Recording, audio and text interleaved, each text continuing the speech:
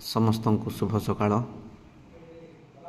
ଆଜି ମୁଁ ଆପଣମାନଙ୍କ ସାମ୍ନାରେ ଗୋଟିଏ ଛୋଟ ବିଷୟଟି ମୁଁ ଉପସ୍ଥାପନ କରିବା ପାଇଁ ମୁଁ ଚାହୁଁଛି, ଯାହାକି ଆଜିକାଲି ସୋସିଆଲ ମିଡ଼ିଆରେ ବହୁତ ଭାଇରାଲ ହେଉଛି ଏବଂ ଆପଣମାନେ ଫେସବୁକ୍ ହେଉ, ୟୁଟ୍ୟୁବ୍ ହେଉ, ହ୍ୱାଟ୍ସଆପ୍ରେ ହେଉ, ଯେତେବେଳେ ଆପଣମାନେ ଓପେନ୍ କରିବେ ସେହି ସମୟରେ ଫାଷ୍ଟ ହେଡ଼ିଂ ସେଇଟା ଏକା ଆସୁଛି।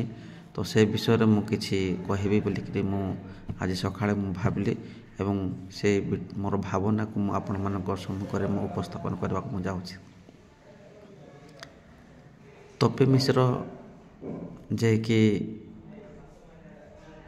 ତାଙ୍କ ହିଷ୍ଟ୍ରି ତ ମୁଁ ଏତେ ସବୁ ଜାଣିନି, କିନ୍ତୁ ସେମାନେ କି ପ୍ରକାର ବିହେଭ୍ କରୁଛନ୍ତି ଲୋକମାନଙ୍କୁ, ତାଙ୍କେ କି ପ୍ରକାର ଲୋକମାନଙ୍କୁ ଡରାଇକିରି, ସେମାନଙ୍କୁ ଭୟଭୀତ କରାଇକିରି, ସେମାନଙ୍କୁ ବାଧ୍ୟବାଧକତା କରିକିରି ଯେଉଁ ଲୋକମାନଙ୍କୁ 5-6 ଜଣଙ୍କୁ ତାଙ୍କ ଷ୍ଟୁଡ଼ିଓକୁ ଆଣିକିରି ସେମାନଙ୍କୁ ତମେ ଖ୍ରୀଷ୍ଟିଆନ ହେଲ କାହିଁକି, କିଏ ଖ୍ରୀଷ୍ଟିଆନ କରାଇଲା, କ'ଣ ପାଇଁ ଖ୍ରୀଷ୍ଟିଆନ କରାଇଲା, ତମେ କାହିଁକି ଖ୍ରୀଷ୍ଟିଆନ ହେଲ, ଖ୍ରୀଷ୍ଟ ଧର୍ମ ଗ୍ରହଣ କରିବାର ମତଲବ କ'ଣ, ଏସବୁ ପଚାରୁଛନ୍ତି।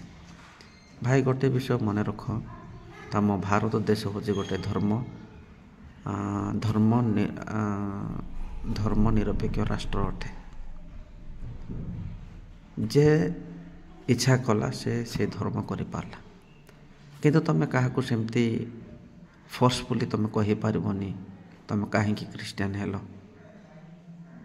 ତମେ କାହିଁକି ହିନ୍ଦୁ ହେଲ, ତମେ କାହିଁକି ସନାତନୀ ହେଲ, ତମେ କହିପାରିବନି। ଯେହେତୁ ସମସ୍ତଙ୍କର ଗୋଟେ ଅଧିକାର ଅଛି, ତ ସମସ୍ତେ ନିଜ ସ୍ୱଇଚ୍ଛାରେ ଯେ ଯେଉଁ ଧର୍ମ ଗ୍ରହଣ କଲା ତାର ସେମାନଙ୍କର ଉପରେ ରହିଲା। ତ ଆପଣ ଏ ଧର୍ମକୁ ନେଇକରି ଦିନ ପ୍ରତିଦିନ ଏସବୁ ଚର୍ଚ୍ଚା କରିବା, ଲୋକଙ୍କୁ ଟାର୍ଗେଟ୍ କରିକରି କହିବା କେତେ ଦୂର ଆପଣଙ୍କ ପାଇଁ ଠିକ୍ ଲାଗୁଛି, ଆପଣ ଟିକେ ଚିନ୍ତା କରନ୍ତୁ। ଆପଣ ଖାସ କରି ଖ୍ରୀଷ୍ଟୀୟ ଭାଇ ଭଉଣୀମାନଙ୍କୁ, ଖ୍ରୀଷ୍ଟୀୟ ପ୍ରଚାରକ ପାଳକମାନଙ୍କୁ, ମିଶନେରୀମାନଙ୍କୁ ଆପଣ ଟାର୍ଗେଟ୍ କରିକିରି କହୁଛନ୍ତି। ସେମାନଙ୍କର ଫଣ୍ଡ ଆସୁଛି, ସେମାନେ ଆସିକି ଲୋକଙ୍କୁ କନଭର୍ଟ କଲେ 40,000 ଲେଖା ମିଳୁଛି। ଏଇଟା ତୁମେ କେଉଁଠି, ତୁମ ପାଖରେ ପ୍ରୁଫ୍ କ'ଣ ଅଛି ଭାଇ? ତୁମ ପାଖରେ ପ୍ରୁଫ୍ କ'ଣ ଅଛି? ତୁମେ ସେ ପ୍ରୁଫ୍ଟା ତୁମ ଲୋକଙ୍କ ପାଖରେ ତୁମେ ଶୋ କର, ତୁମେ ସୋସିଆଲ ମିଡ଼ିଆରେ ଶୋ କର। ଏଇ ଲୋକ, ଏଇ ପାଳକ ବା ଏଇ ମିଶନେରୀ ବା ଏଇ ଲୋକକୁ ଖ୍ରୀଷ୍ଟିଆନ କଲାରୁ ଏତିକି ଟଙ୍କା ତାକୁ ମିଳିଲା, ତାର ଷ୍ଟେଟମେଣ୍ଟ ଦେଖାଅ।